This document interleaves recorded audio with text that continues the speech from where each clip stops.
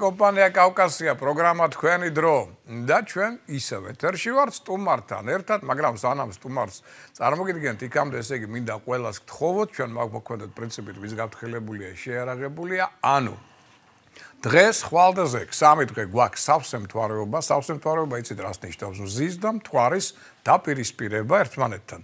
ანუ მიდის სერიოზული ბრძოლა ადამიანის შიდა მეს შორის და მის ემოციას შორის. ეს ყოველთვის პრობლემაა. ეს ქმნის ყოველთვის ემოციურ არასტაბილურობას, აქედან გამომდინარე მაღალ კონფლიქტურობას, პრობლემები მოსაუბრელია ჯანმრთელობასთან დაკავშირებით. პლუს ამას კომუნიკაციის მმართველი პლანეტა მერკური ხდება უკან მოძრავი, ამიტომ ზოგიერთი ადამიანის ტვინი ძალიან ცუდად მუშაობს, მინდა გითხრათ აი ესე დროს დაახლოებით 15-მდე ეს გასტანს და გაგრძელდება, საცობების ალბათობაც ასევე გასტანს ამდენ დროს და აქედან გამომდინარე, ესე იგი ეს 3 დღე განსაკუთრებით ფრთხილად. ხვალ კიდევ ჩვენ გვაქვს მარსის და სატურნის ორი ბოლოტი პლანეტის შეერთება თხის-რქაში, რაც ნიშნავს, რომ ტრამულობის, ავარიულობის, კონფლიქტების ტენდენცია მატულობს. ეს არ ნიშნავს, რომ აუცილებლად იქნება, არა, მაგრამ მატულობს, ესე იგი სიფრთხილე ყურადღება უნდა იყოს შესაბამისი. ეს ჩემი თხოვნა ყველასთან. მე ხა ჩვენი დღევანდელი სტუმარი და თუ რაიმე ესე კითხვა გეკნათ, ხოლო ჩვენ სტუმართან დღეს ჩემი დღე იქნება შემდეგი, თქვათ პარასკევი. ესე იგი ჩვენ გვყავს ძალიან საინტერესო სტუმარი, ბატონი გუბას სანიკიძე, რომელსაც კარგად იცნობთ თქვენ ყველანი, პოლიტიკური ბატალიებით. მე არ მინდა დღეს გუბაზისგან ავითარი პოლიტიკა, იმიტომ რომ მინდა გითხრათ, რომ ძალიან საინტერესო პიროვნება, სხვა კუთხე და ის სხვა კუთხე უფრო საინტერესო ჩემთვის ყოველთვის, რომელსაც მაყურებლის უმრავლესობა სამწუხაროდ არ იცნობს. და მე მინდა სწორედ ესეთი მცირეოდენი ფსიქოპორტრეტი მოგაწოდოთ გუბაზის, ესე იგი აქ პირადი მისი ჰოროსკოპი მაქვს, ასტროლოგიური რუქა, საიდანაც ჩვენ ვხედავთ, რომ გუბას სანიკიძე დაბადებულია პიროვნება მერწყული ზოდიაქოს ნიშნით. შესაბამისად, მზე და პლანეტა მერკური, გონების და ინტელექტის მმართველი პლანეტა, შიდა მეს მმართველი ორივე ემყოფება მერწყული ზოდიაქოში. აქედან სწორედ ვიწყებ დღევანდელ გადაცემას. მოგესალმები, ჩემო კარგო გუბას, მადლობა პირველ რიგში სტუდიაში მობრძანებისთვის. თუ მაყურებელი შემოვა პირდაპირ ეთერში, ესე იგი მომიხდება და გაგაწყვეტინებ მოდის წინასწარ. ეხლა რაც შეეხება აი ამ მოვლენას, რომელიც მე აღნიშნე, ესე იგი მერწყული ზოდიაქოში, შენ გაქვს ორი წარმოშთვანი, მმართველი, მანათობელი და პლანეტა, ნიშნავს აი ეს ასოციაციას ადრე რომ ამბობდნენ, შენ მამზეს, გახსოვს თუ ვიძახდნენ ხოლმე ეს აი ეს შენი მზე, ანუ იყოფება მერწყულში, აი იმას გულისხმობდნენ ხოლმე. ზოდიაქოს ნიშნების მინიშნება იყო ხასიათის შტრიხებიდან გამომდინარე. ესე იგი მერწყული 60% ნობელის პრემიების ლაურეატებისა სამეცნიერო ტექნიკურ დარგში, საუკეთესო გამომგონლებელი, კონსტრუქტორები, მეცნიერები, ინჟინრები, რომელსაც მოიტანეს კაცობრიობას, კომპიუტერული ტექნოლოგიები, პროგრამული სისტემები, ინტერნეტ სფერო და ასე შემდგომ. ეს მერწყულები არიან ნიშანი ორიგინალური, რომელიც დაახლოებით 10-20 წლით, როგორც ამბობენ, უსწრებს ზოგად საკაცობრიო განვითარებას აზროვნებისა, რასაც მერწყული დღეს ამბობს, ჩვენ დაგვიდგება 10 წლის მერე წინ, მაგრამ დღეს მას ვერ ვუგებთ და გონია რომ თლათ ვერ არის ასე ვთქვათ ნორმალური ჩანსი რა ხო? თან ამასთან ერთად ყველაზე თავისუფლების მოყვარე. ვერიტანს როცა ვინმე აიმე ჩარჩოში აქცევს მას და ზღუდავს და იაპონელებმა ყველაზე კარგად აითვისეს ეს მომენტები. სხვა შორის მინდა გითხრა რომ სონის დამაარსებელი მორიტა იყო სწორედ მერწყული. და აი მე ველაპარაკ ერთხელ მის მოადგილეს იყო მოსკოვში ჩამოსული თავის დროზე, ვისაუბრე და საინტერესო რამ მითხრა რომ ჩვენ ასტროლოგიის გარეშე არ ვამუშავებთ ჩვენს ძირითად პერსონალს და აი მაგალითად მერწყულთან იყო ძალიან საინტერესო მიდგომა. მერწყული რადგან თავისუფლების მოყვარეო, ჩვენ რო ისინი ჩარჩოში ჩავსვათო, პროდუქციის ნახევარსაც ვერ მოგცემენო. დროის უკვე ვერავლეს თავის საუკეთესობისთვის რასაკეთებთ, მოთხარი და ჩვენ ვაძლევთ დავალებას, დავუშვათ აი რაღაცა გამოგონება გვინდა, რაღაც პროექტი, იდეა და ვეკითხებით რამდენი ხანი ჭირდება. მერწყული გვეუბნება, დავუშვათ 2 თვე, 3 თვე, მან თავისუფლებს სამსახურიდან, თავისუფალია და სად მოუვა იდეა თვითონ არ იცის შეიძლება მენდელეევით მერწყული იყო ბატონო სიზმარში და ის სიზმრა პერიოდული სისტემა შეიძლება თომას ედისონივით ბანჯარა შეხედა და ევრიკა დაიძახა და დაენახა ნატურის მოქმედების პრინციპი. ანუ სად მოუვა ეს არ იცის, თავარი ერთი პირობა უნდა იყოს თავისუფალი. რის შემდგომ ის მოიტანს პროექტს, რომელიც აძლევს უზარმაზარ მოგებას იმ ფირმას და ეს იაპონელებმა კარგად იციან. აი აქედან მინდა დავიწყო. თავისუფლების ელემენტი შენთვის რა როლს თამაშობს? არის ესეთი მნიშვნელოვანი თუ ისე რა? ყველაზე მნიშვნელოვანი. აჰა. პირველ რიგში მინდა მივესალმო ჩვენს ტელემაყურებელს. თავისუფლება არის ჩემთვის პირველი და უპირველესი. იმიტომ რომ ვიყავი მთელი ჩემი ცხოვრება, კი არ ვცდილობდი ვიყავი თავისუფლება. როგორ ახარ ხევდი პარლამენტში გაძლევდნენ თავისუფლება? რა თქმა უნდა, ადამიანი თავისუფალია. მე რა მგოსტავა ციხეში იჯდა, მაგრამ ეგრეთ თავისუფალი კაცი არა, ჩემთვის სიმბოლო არის, მე რა მგოსტავა, მისი ქცევა, ხო? მისი მტრებიც კი აღიარებდნენ ამას. თავისუფალი შეიძლება იყო ყველგან, აბსოლუტურად. ჩვენ საგანთა სამყაროში ვცხოვრობთ ახლა და ამ საგანთა სამყარომ ძალიან შეამცირა და შეზღუდა თავისუფლება და ლამის მონებად გადაიქცნენ ადამიანები საგნების მონები გახდნენ. აი ეს ჩემთვის იყო ყოველთვის საპროტესტო განწყობა მაქვს და ყოველ როგორც ჩანს ასეთი მექნება. და ჩემთვის თავარი არის თავისუფლება. ფიზიკურიც და სულიერ ცხოთაშორის. ანუ დაუშვათ, ეხლა შენ აი ესე ვთქვათ, პარლამენტში მისასვლელი ხარ 9 საათზე. კი. ეს არის შეზღუდვა თუ არა შენ 9 საათზე არა ვარ მისასვლელი არასოდეს ცხოთაშორის. აი ერთი კანონპროექტის ინიციატორი მე ვიყავი, პარლამენტი იწყებდა 10 საათზე მუშაობას. აჰა. და 99 წელს კანონპროექტი შევიტანე რომ 11 საათზე დაგვეწყდა. აი ეს არის და გავიდა ერთსულოვნად.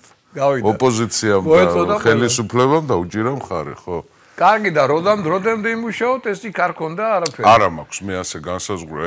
საათობრივად ჩემ ცხოვრება არასდროს არ განმისაზღვრე, შეიძლება ცუდიც არის, მაგრამ არ ვიცი, ესეთ ბუნება მაქვს. საათს არ ვატარებ, არასდროს არ მიტარებია სხვათაშორის. შეიძლება დღე გავიდეს და არ შევხედო საათს. საერთოდ. არ ვიკითხო საათს. თუ გრძნობ შენს თავში სპონტანური იმპროვიზაციის უნარსმოწყულისა. აი შეიძლება წინასწარ აბსოლუტურად არ გქონდეს დაგეგმილი. კი. და უცებ მოვიდა რაღაც აზრი, იდეა, მოქმედება. ხშირად აი ინსტინქტურად მოქმედებ რა და ხშირად აი რაც გამიკეთებია, ან ვერ გამიკეთებია, ხო, არის მუდმივი ფიქრის შედეგი. ფაქტიურად სულ ფიქრობ, გონება სულ მიმუშავებს. ფაქტიურად და გადაწყვეტილებებს ვიღებ აი ძალიან სპონტანურად. უფრო საღამოსკენ, როცა მზე ჩადეს. აჰა. ძალიან კომფორტულად გრძნობ თავს საღამოს და ღამე განსაკუთრებით. საერთოდ ანუ მე არ მახსენდება ჩემი თავი, როცა წიგნი გადამიშლია და როცა მზე იყო წაში. ყოველთვის რაც წამიკითხე, ბევრი წამიკითხია სხვათაშორის და ვკითხულობ სულ ინტენსიურად. მზე და სინათლე სულად მოქმედებს შენზე? თუ რა შეესაკნე? არ მიყვარს სიკაშკაშე, ბევრი შუქი, თქვათ, ხო, არა ვარ ამის თავის დროზე ალბათ ასაკსაც თავის მნიშვნელობა აქვს ალბათ ახლა ისეთ ასაკში ვარ უკვე რომ აი უფრო სიმყუდროები მიყვარს. აი კაბინეტში, ჩემ კაბინეტში სადაც ჩემი თავარი მეგობრები არიან ეს, ჩემი თავარი მეგობრები წიგნები არიან, ხო? ნაკლები შუქით თავარ შუქს არ ვანთებ ხოლმე თუ ვინმე არ შემოვიდა ჩემი ოჯახის წევრი ან შვილები ან მეუღლე თავარი გრძნობ თავს ხო მარტო აი ეს სამაგიდო ეს რო არის იმას ვამუშავებ ხოლმე არ მიყვარს ძალიან ოდის ვიხდი ახლა შეგაწყვეტნებ უკვე გვაცნობენ რომ შემოვიდა მაყურებელს თხოვ ძალიან რომ კარგი იქნება თუ დღეს ახლა არ შეაწუხებთ გუბას პოლიტიკური კითხვებით და რაღაცა ცოტა სხვა ისეთი აი მის ირგვლივ დაუშვათ საინტერესო პიროვნება უდაო და აი მის ირგვლივ თუ ეკნება კითხვა იქნება უკეთესი. გამარჯობათ, გისმენთ, ეთერში ხართ, ბრძანეთ. რა თქმა უნდა, გუბასალიკიძესთან მაქვს შეკითხვა. დიახ. რატომღაც მეგონა რომ ხმის პატრონი უფრო აი ძალოვანი ზოდიაქო იქნებოდა ან ლომი ან შეგაშინათ გარეგნულად ხო? შეგაშინათ. მაქვს ისეთი. ხმაც ხო? კი ბატონო. და გუბასალიკიძესთან მაქვს შეკითხვა. მე თვითონ ვარ ვერძიქალი.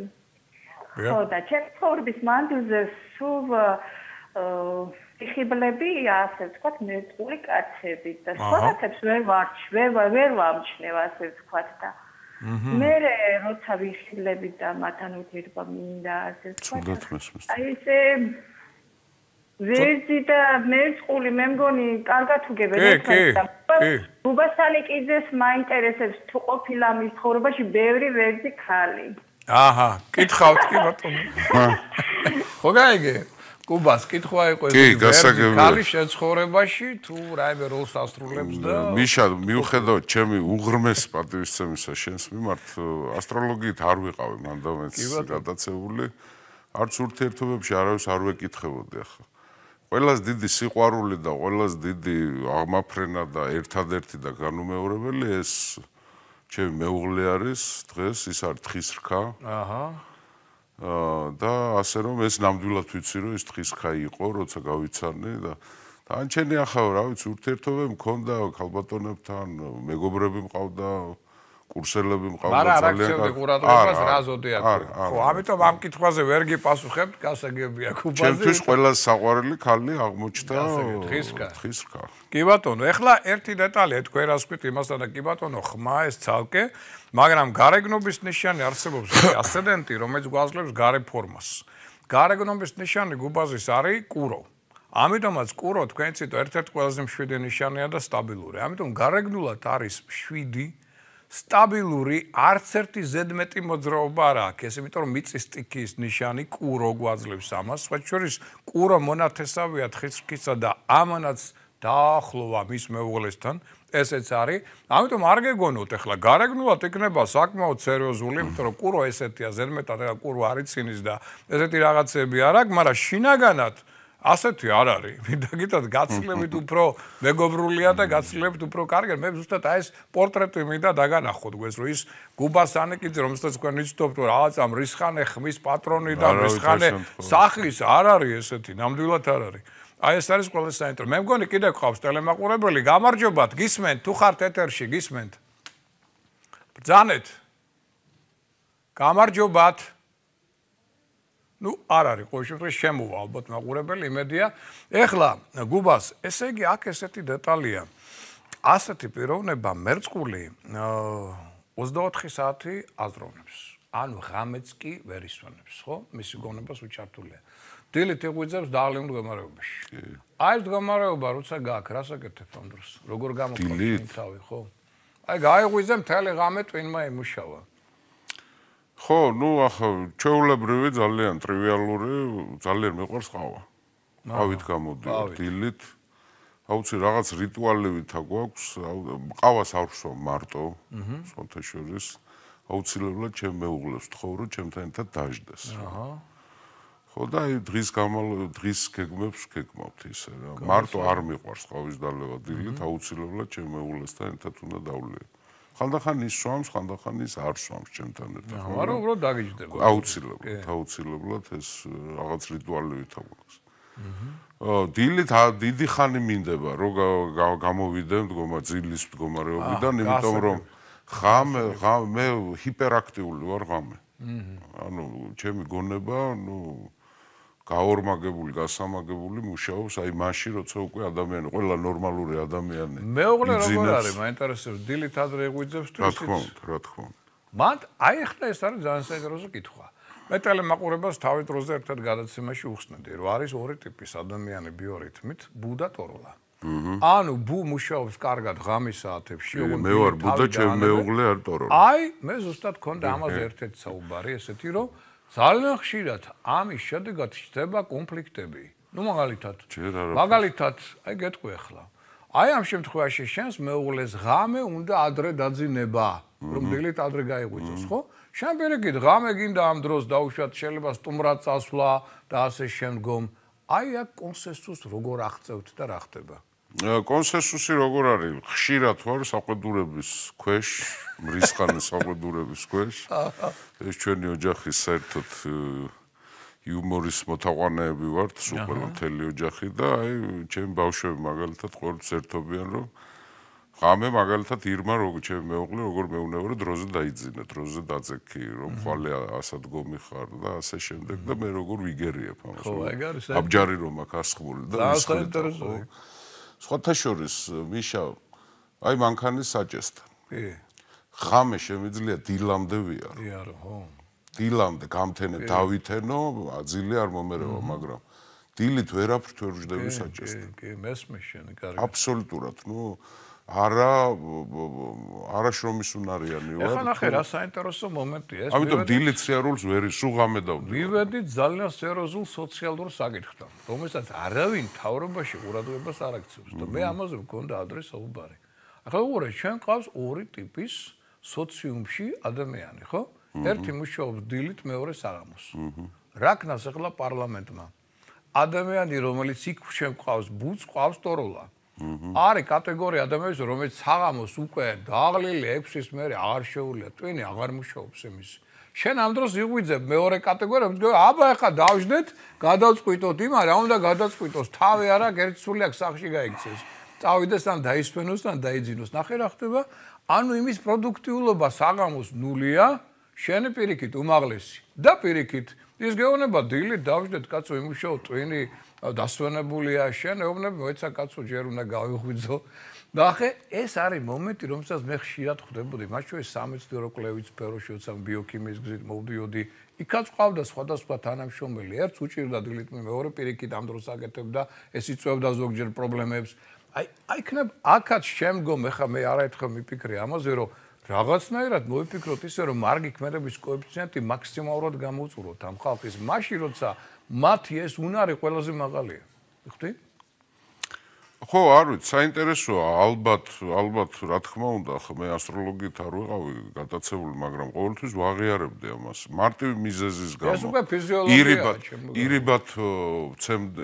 ირიბი მიზეზების გამო ვცემდი პატივს და ვაღიარებდი ასტროლოგიას როგორც სერიოზულ მოვლენას. იმიტომ რომ ისეთი ადამიანები, ისტორიული ფიგურები, ხო, რომლებიც იყვნენ სოლისტები კაცობრიობის ისტორიის და მის განვითარებაში გადამწყვეტი როლი ითამაშეს, ისინი ძალიან დიდ ანგარიშს უწევდნენ ასტროლოგიას. ჩვენი მეფეები, მეფეები, იმპერატორები, მოღვაწეები, ну არ ვიცი, ხო, ძალიან ბევრი ეს თან ევროპაც იყო, აღმოსავლეთიც იყო, რა ვიცი, ეს ძალიან სერიოზული რამე არის, ხო? ახლა როგორ უნდა გავყოთ? არის აქტუალური, რა თქმა უნდა, რამდენად ეფექტური არის თქვათ ესა თუ ის ადამიანი სახელმწიფო მოხელე დილით, რამდენად შრომის უნარი არის. აი შენაერი თუნდაც. არ ვიცი, ახლა მე ვერ გეტყვით, რეცეპტი არა მაქვს, მაგრამ ცოტა ვიხუმრებ კიდევაც, ახლა სულ არის იდეა, რომ ორპალატიანი უნდა იყოს საქართველოს. ეს მინდოდა მეთქვა ზუსტად. ზედა და ქვედა პალატა, ხო? არ იქნებოდა ცუდი ზედა პალატაში ბუები, ხო, და ტოროლები, ხო, იმუშავებენ დღე.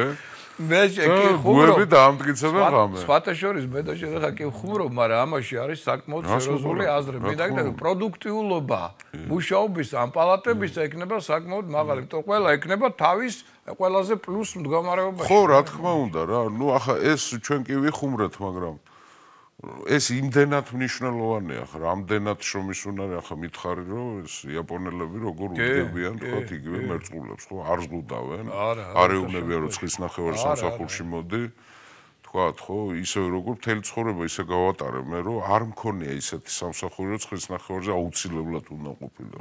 კლასიკური გაგებით მე მოხელე ვერასდროს ვერ გავხდე. ვერასდროს, არა და მოხელე ქვეყნისთვის ძალიან მნიშვნელოვანია. კი. მაგრამ მამას ვაღიარებ ახლა რომ მე მოხელეთ არ ვარგი ვარ რა, ვერ ვივარგებ, იმიტომ რომ პირადი თავისუფლება ჩემთვის არის. მე როცა მინდა უნდა ავდგე, როცა მინდა უნდა გავიდე, როცა მინდა უნდა გავისეირნო, როცა მინდა უნდა მოვიდე, როცა მინდა მაშინ უნდა გადავშალო წიგნი რა. არა მაქვს სისტემატიზირებული. ეხლა მაყურებელს ყვებაც არა მაქვს და მეწყობა კიდევ.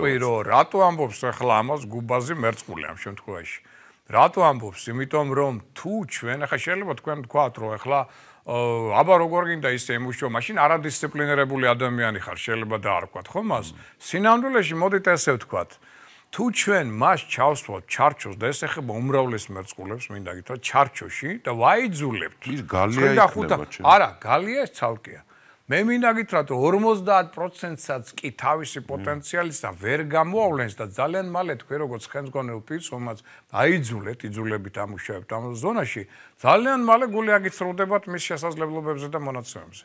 ამიტომ რასაც ამბობთ, თუ თქვენ გინდათ, რომ მისი პოტენციალი სრულად გამოავლინოთ, აუცილებლად უნდა მიეცეს მერწყულს თავისუფალი იმპროვიზაციის უნარი და თავისუფლება. კიდევ ყავს მე მგონი ტელემაყურებელი, გამარჯობათ, გისმენთ, ბრძანეთ. ეთერში ხართ? ხიერ. გამარჯობა, ცოტა ხმამაღლა თუ შეიძლება. გამარჯობათ. გისმენთ. გამარჯობათ. ბატონობა, თქვენთან მაქვს ასეთი, არ ვიცი, კითხვაც, თხოვნაც. ძალიან ღირებული ხართ, მაგალითად, ჩემთვის, ჩემი ოჯახის თქვენი საუბარი ყოველთვის ეფუძნება სიყვარულს სამშობლოს, ხალხის, საზოგადოების.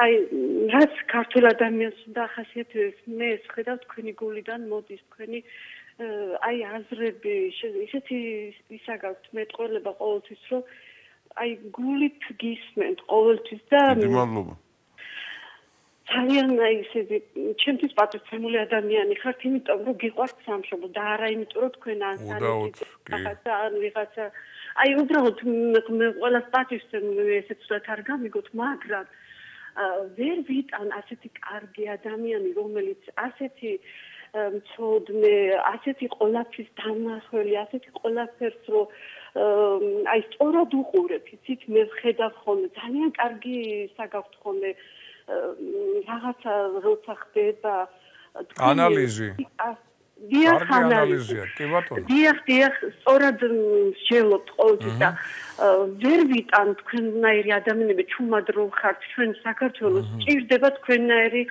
ადამიანები არ არის აუცილებელი ყვირალა ადამიანები აი თქვენი აზრი მინდა რომ აი ყველგან დაფიქსირდეს ბროხშირად რომ გამოვიდეს და აქტიური იყოს ამას დიახ მაღალ დონეზე რომ იყოს აი მინდა რომ თქვენნაირი ადამიანებმა აწიონ საქართველოს ისეთ დონეზე რომ დიდი მადლობა ქალბატონო აი ჩემთვის ჩათვალეთ რომ ავანსი არის ჩემთვის თქვენი სიტყვები ერთ რამეში დაგეთანხმებით ახლა მე არაფერი არაჩვეულებრივი მოვლენა არ ვარ ჩვეულებრივი ადამიანი ვარ არც სხვაზე უარესი არც სხვაზე უკეთესი მაგრამ რაში შემიძლია აი ძალიან იმპერატიულად განვაცხადო ეს თქვენ როგორ ჩანს იგრძენით და დაინახეთ და როგორ ჩანს ბევრმა რომ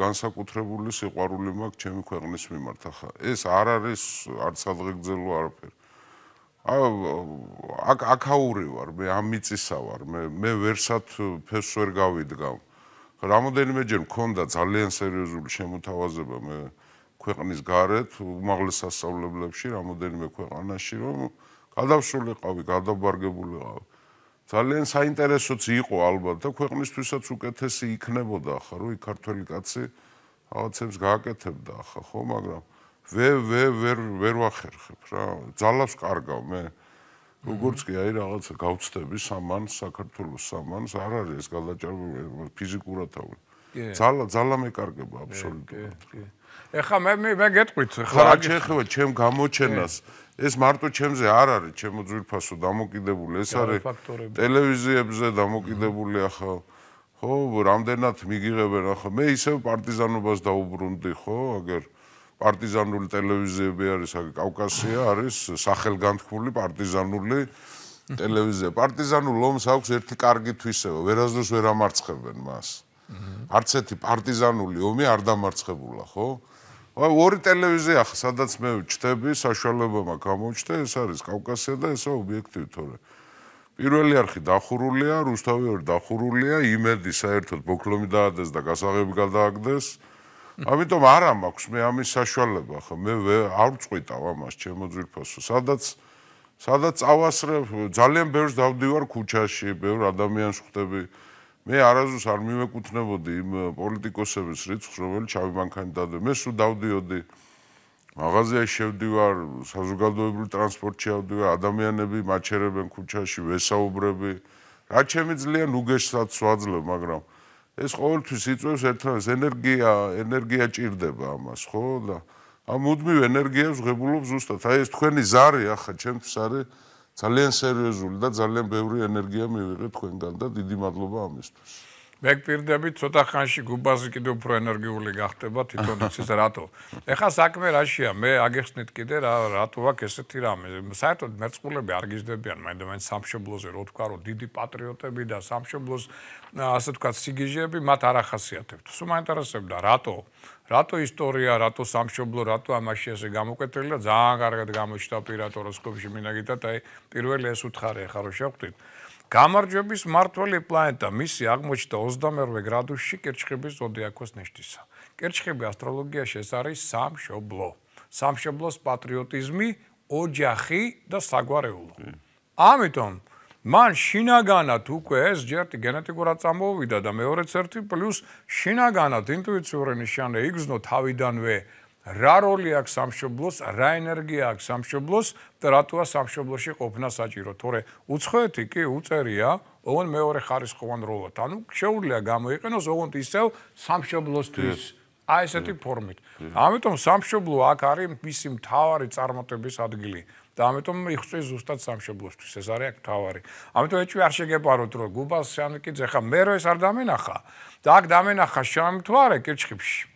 მე ხა ამას საჯაროდ არ ვიტყოდი, მაგრამ ჩემთვის ვიტყოდი, რომ ეს არის ადამიანი, რომელიც აფერისტია, სამშობლოს იყენებს თავისი ნეგატიური ზრახვების და სურვილებისათვის და ყავს ჩვენ ზოგიერთი ესეთ პოლიტიკოსი მინდა გითხრათ და მისგან არაფერი არ გამოვა სამშობლოსთვის საკეთილდღეო. მაგრამ როცა ვხედავ ესეთ სურათს, აქ არის იუპიტერი, ან აქ არის ფარველი ანგელოზი ამ ნიშანში.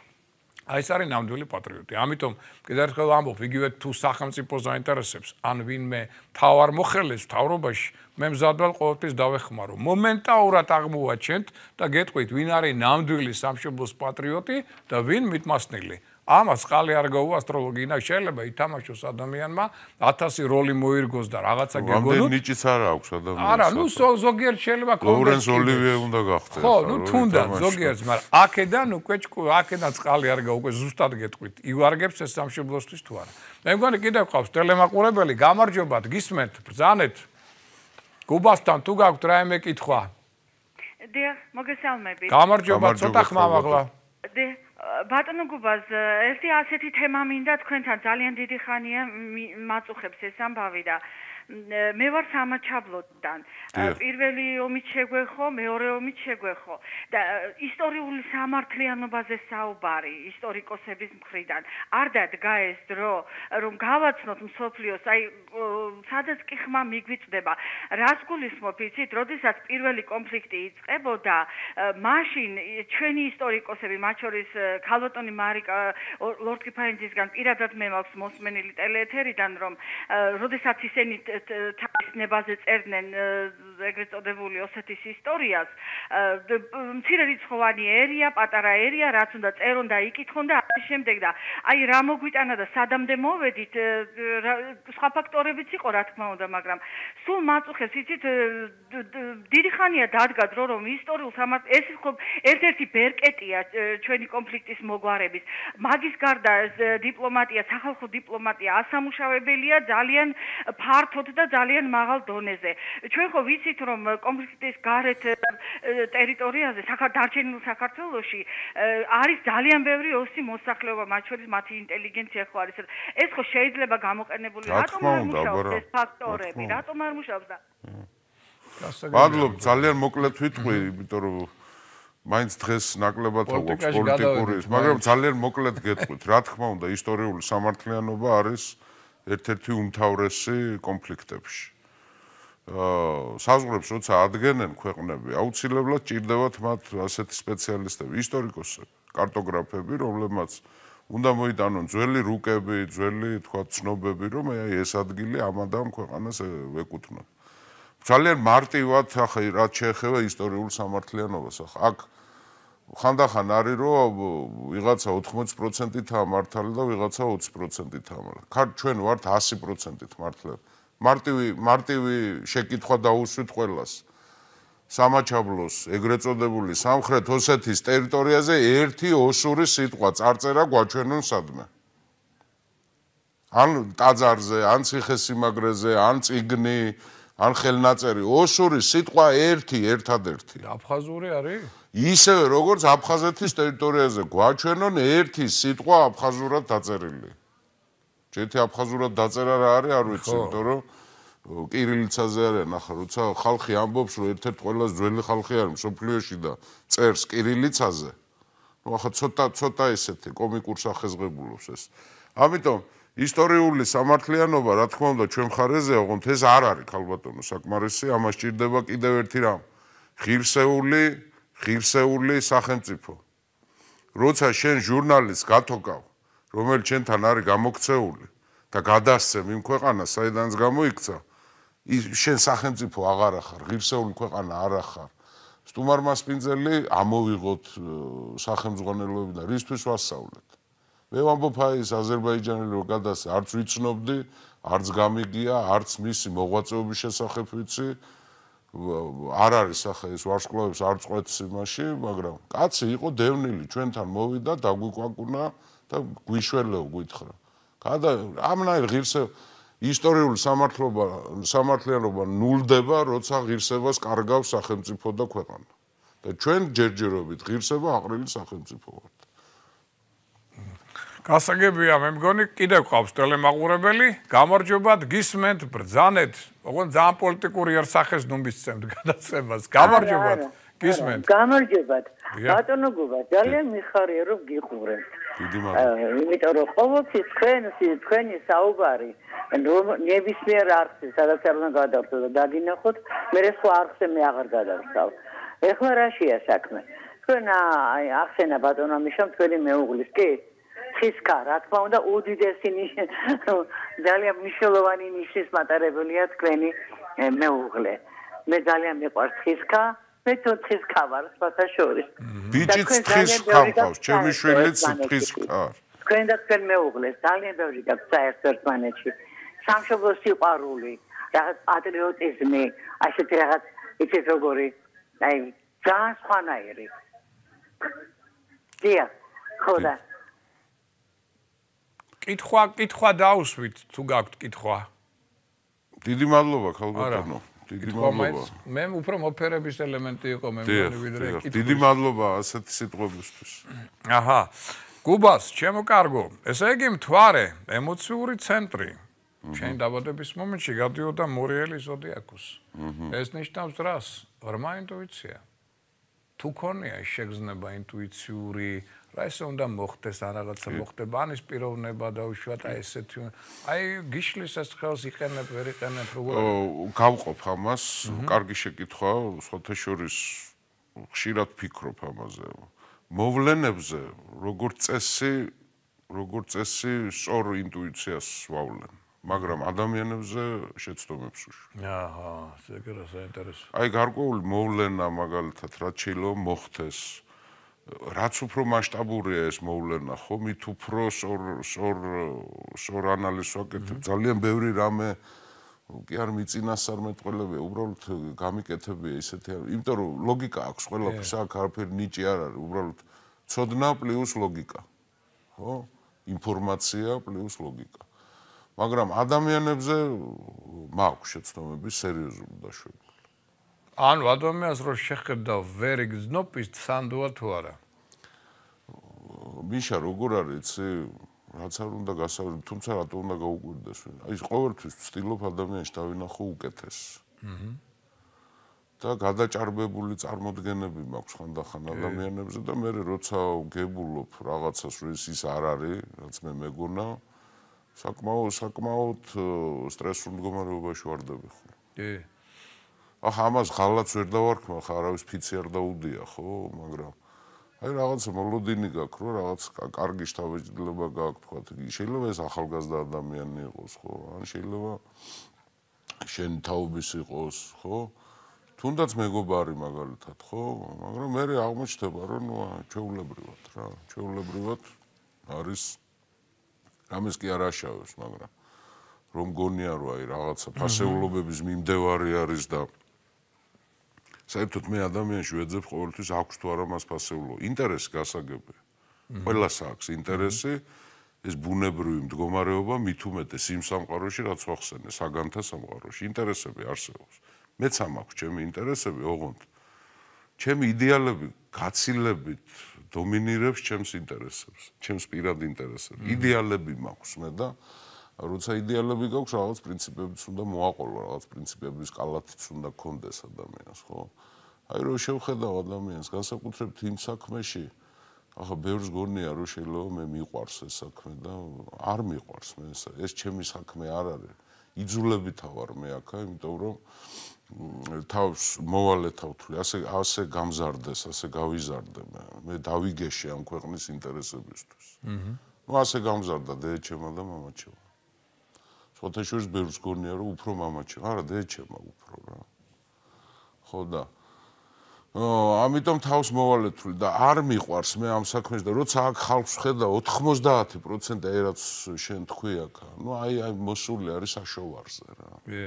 და რაღაცა არასრულფასოვნების კომპლექსი გამოყოლილი ბავშვობიდან რომ რაღაცა იქნებს ადმე შეეტენოს და იერარქიაში ყოფნა ხო რას ნიშნავს ახლა, რომ შენი თავი ვიღაც უკანალში უნდა შედო და ვიღაცამ შენ უკანალში თავი უნდა შემოდოს. მე იერარქიის ნაწილი ვერასოდეს ვერ გავხდები და არ გავხდები. და ადამიანები ამისთვის იბრძვიან.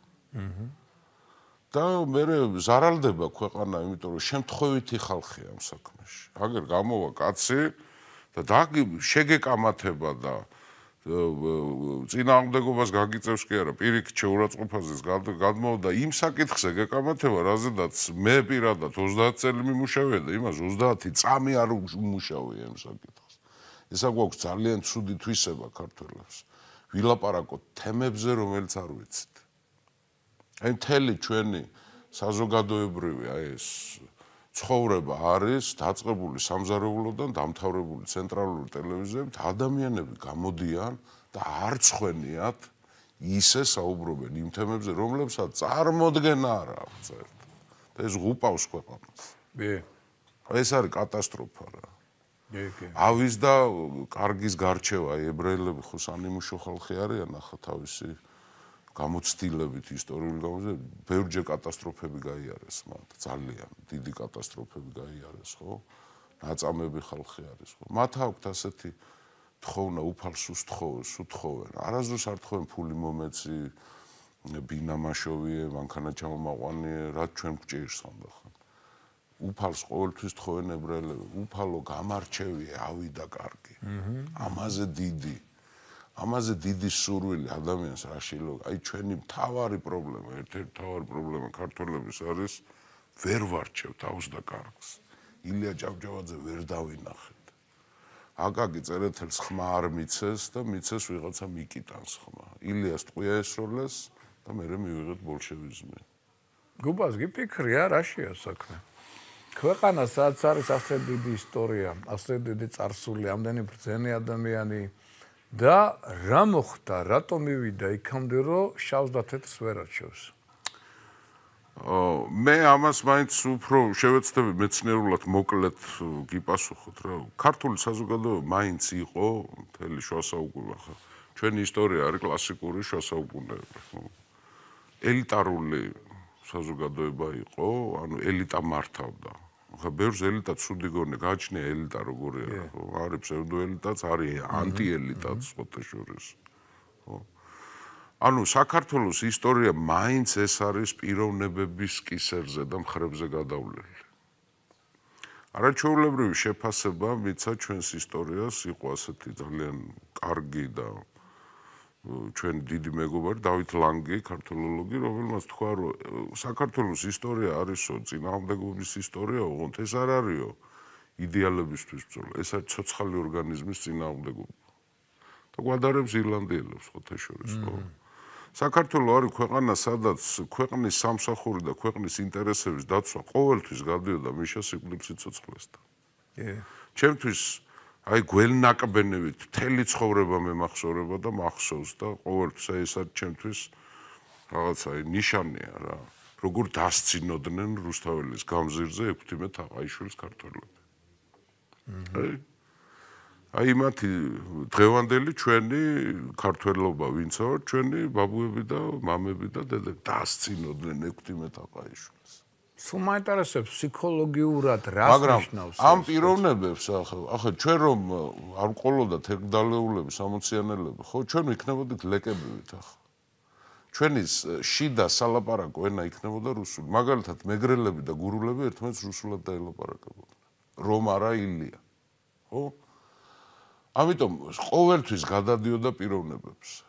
და სხვათა შორის პიროვნებებს საქართველოს ისტორიაში იმუნიტეტი გამოუმუშავდათ საზოგადოებრივ აზრზე, იმიტომ რომ საზოგადოებრივი აზრი ყოველთვის არის, არ ვიცი ვინ დაგვწყევლა თუ რატო დავიწყოთ. აი ქვეყნის პატრიოტების საწინააღმდეგოდ მიმართული. უცხოს უცებ შემოტვთანა, უაპელაციოთ, არავითარი ფილტრები არ აქვს. მოდაზე აყოლა, წამხედურობა. სხვათა შორის მოდაზე აყოლა ცუდი არ არის, იმიტომ რომ ყველაფერი ახალი შენ შეგიძლია მიიღო, მაგრამ ყოველივე ახალი არ არის კარგი. ზომი არ არის. ჩვენ დამცავი, აი გარსი არ აქვს რა. აი დღეს საქართველოს არის, აი რუსებს აქვს, პრახადნოი დორი რა. გინდათ ეკონომიკურად, გინდათ სულიერად, ვისაც რა უნდა, აღმოჩნდა თურმე თავისუფლება მდგომარეობს იმაში, რომ რაც მინდა იმას ვილაპარაკებ. რაც მინდა იმას გავაკეთებ. ანუ რასაც მინდა იმას ვიკადრებ. და ყველაფერი არის ნორმა. და არ არის ასე რა. კაცობრიობამ რაღაც ამ თავის სისხლიან ისტორიაში გამოიმუშავა ის, რომ რაღაც არ ვარგა ერთმნიშვნელოვნად და რაღაცა ვარგა. კაცობრიობა მივიდა იმ დასკვნამდე, რომ ოჯახი არის ყველაზე მდგრადი ფუნდამენტი, მოლეკულა, ატომი, რაც მინდა ფიზიკაში. როგორი სოციალური სტრუქტურა, ადამიანი როდის შეიქმნა, ხო, მიშა რა. ორი რამის გამო, როცა კაცმა თქვა, რომ ეს ქალი მარტო ჩემი პარტნიორია, მეტი ამ ქალს ვერავინ აღარ გაეკარებით და ეს მოკლული დათვი ჩემია. მე შემიძლია თქვენ გიმასპინძლოთ. ოღონდ ეს საერთოდ ჯოგიდან ოჯახზე გადავიდა მაშინ ადამიანი. როცა გაჩნდა ცოლი და ქმარი და შესაბამისად შვილი. ხო? რამდენი მილიონი წელია გასული, ხო? ავარაუდობენ, რომ როგორც სახეობა ადამიანი არის 2 მილიონზე მეტი წლის, ხო? აი 2 მილიონი წლის შემდეგ როცა ჯოგიდან ის გადავიდა უკვე ოჯახზე და სოციუმი შეიქმნა, დღესაც ყველაზე მდგრადი ეს არის ოჯახი. დღეს რა ვხედავთ? თავარი დარტყმები მოდის ოჯახს. და ამაში მონაწილეობს თითქმის მთელი ქართული მედია. აი შეტევა ეს არ არის ორი რამის გამო შეიძლება მოხდეს, უვიცობის გამო და სიბოროტის გამო. ჩვენ გვაქვს უნიკალური მოვლენასთან საქმე. უვიცობისა და სიბოროტის გამო ერთად კეთდება ეს. და ამას აქვს დამანგრეველი შედეგები. თუმცა ეს უკუ პროცესსაც იწვევს. ის ნაწილი, ვინც ამას არ ვეთანხმებთ, ჩვენი გამტკიცება, გრანიტირება ხდება უკვე. ადრე ცოტა ფხვიერები ვიყავით, რაღაცების გვეშინო და იმან არ დამცინოს, ეს არის კიდე, რომ აი ასეთ ადამიანებს აქვთ, რომ აუცილებლად აქცინებენ, რომ შენ ხარ ბნელი, გუშინდელი და ვიყო ბნელი და ვიყო გუშინდელი. ადამიანმა რაც იცის დანამდვილებით ეს არის გუშინდელი დღე. აბა ხვალე რა იქნება ეს არავინ არ იცის. ერთალია. და როგორც კი სცენარი იკვებება ფესვით, ადამიანი იკვებება თავისი წინაპრებით. აბა მოაძრეთ ფესვი, აბა და რომელი სცენარი გაიზრდება მითხარით. ეს არის ლოგიკა ბუნების, ცოცხალი ორგანიზმის. სცენარეებშიც, ძუძუმწოვრებშიც, წერებშიც და პრიმატებშიც და რა ვიცი ყველგან. რაღაციდან ამოდიხარ შენ. კი. და იქიდან რო ამოდიხარ. აი მაგალითად ახლა თურქები ხო ძალიან დიდი ისტორიის და ძალიან მნიშვნელოვანი და აგრესიული გენეტიკის მქონე ხალხი არის, ხო? სამშობლოს ტერმინი არა აქვთ. ვატანს ეძახიან, არაბულს სახელს ეძახიან. და განცდა სამშობლოსი არა აქვთ. ჩვენ ამდენნაირი სახელი გვაქვს.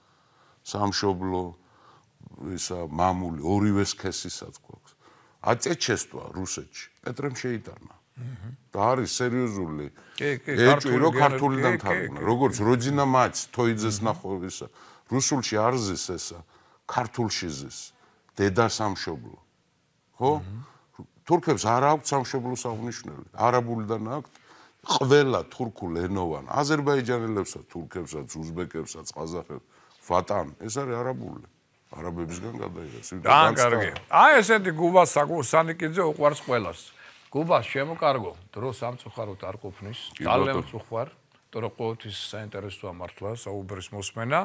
მე ესე იგი გპირდები, რომ თუ ვარს არ მეტყვი, შემდგომ, გარკვეული პერიოდის შემდეგ კიდე მინდა მოგიწვიო და მინდა რომ აი ეს ეროვნულ ისტორიული საკითხი პოლიტიკური ნაკლებად.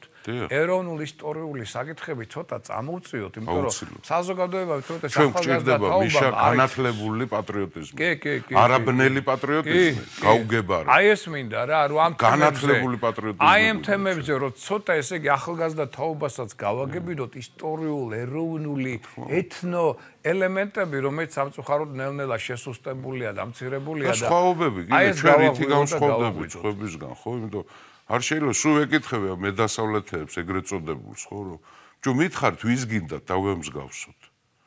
ფრანგებს, დანიელებს, ინგლისელებს, იტალიელებს თუ ვის გინდათ რომ დავემსგავსოთ? თუ ჯობია რომ ქართველებად დავრჩეთ. ჯობია თავისთავად. და უნდა დავრჩეთ ქართველებად. დიდი მადლობა გუბას მობრძანებისთვის, საინტერესო საუბრისთვის. დიდი მადლობა თქვენ. კიდე გავაგრძელებთ. გისურვებთ ყოველივე კარგს, გემშვიდობებით. მადლობა ტელემაყურებლებს. Большое